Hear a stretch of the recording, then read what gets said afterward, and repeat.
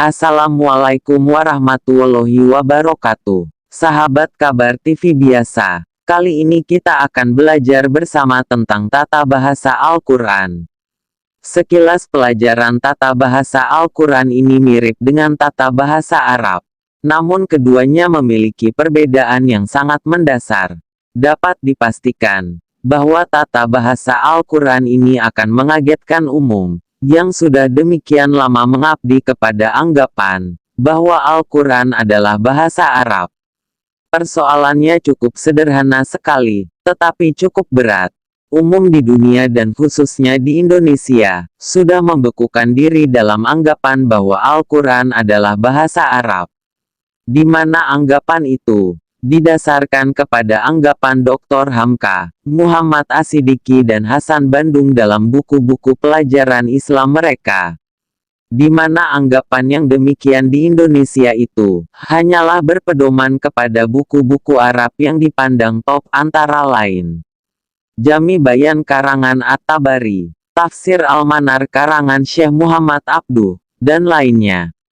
Persoalan Al-Quran dan bahasa Arab sebenarnya cukup sederhana, tetapi berat sekali oleh karena bersangkut paut dengan berbagai kepentingan subjektif.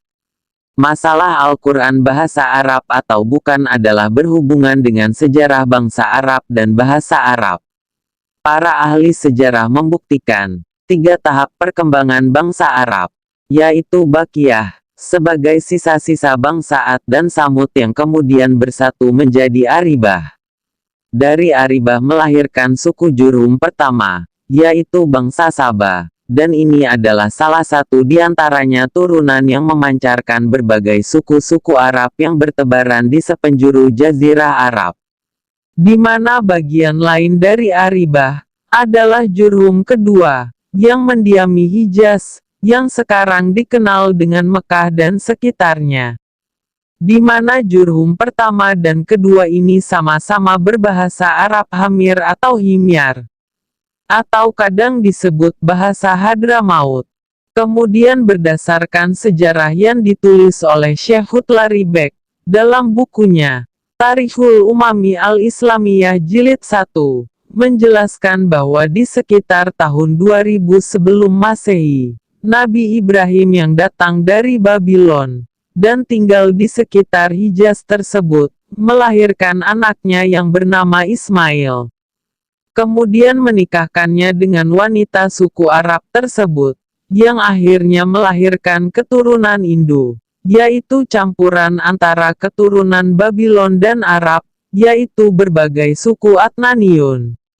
Di antaranya suku Quraisy, dan keturunan tersebut dinamakan Mustakrabah.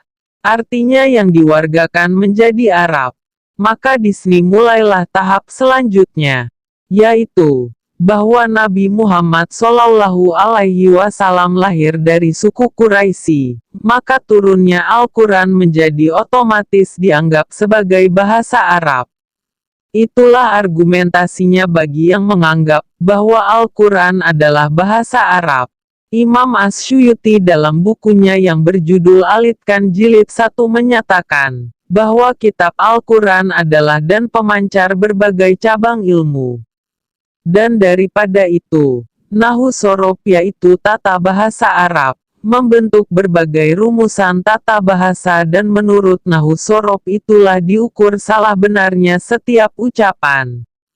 Sampai di sini dulu kita bertanya. Nahwu Sorofkah yang harus menentukan Al-Quran atau sebaliknya, Al-Quran yang harus menentukan Nahwu Sorof?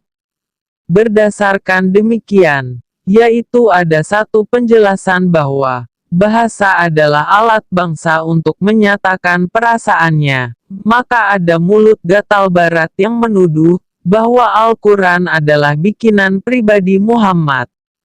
Namun senjata makan tuan, bahwa dikatakan oleh Philip Kahiti dalam buku History of the Arab cetakan pertama, menukas bahwa Nahwu Sorof lambat laun dalam perkembangannya adalah pengaruh dari tata bahasa Yunani melalui Persia menjadi tata bahasa Arab. Maka jangan heran jika dalam pelajaran tata bahasa Al-Quran yang akan kita pelajari ini, akan ada perbedaan, baik secara arti kata, ataupun kalimat dalam penjelasannya. Maka agar tidak terjadi gagal faham, alangkah baiknya kita ikuti dengan seksama dari awal sampai akhir, sebelum kita memutuskan pandangan dan penilaian terhadap Nahwu Shorof dan tata bahasa Al-Quran ini.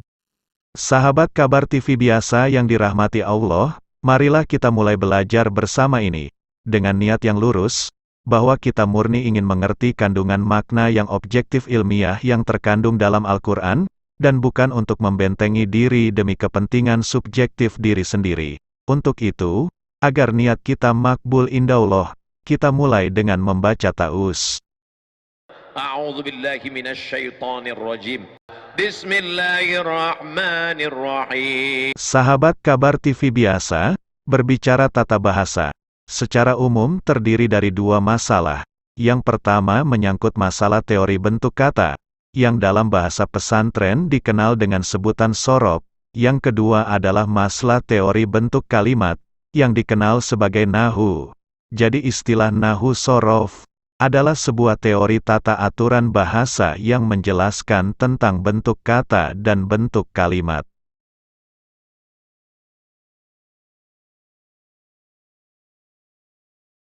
Untuk itu, marilah kita mulai pembahasan tata bahasa ini dengan masalah teori bentuk kata atau shorof. Teori bentuk kata terbagi kepada 3 bentuk kata. 1. Bentuk kata kerja, yang dalam bahasa pesantren disebut fi'il. Tulisan Qurannya fi'lun, dibacanya fi'il. Kedua, bentuk kata benda, yang dalam bahasa pesantren disebut isim. Tulisannya ismun, dibacanya isim. Ketiga, lain-lain bentuk kata, atau bentuk kata lain, yang dalam bahasa pesantren disebut huruf. Tulisannya harfun, dibacanya huruf.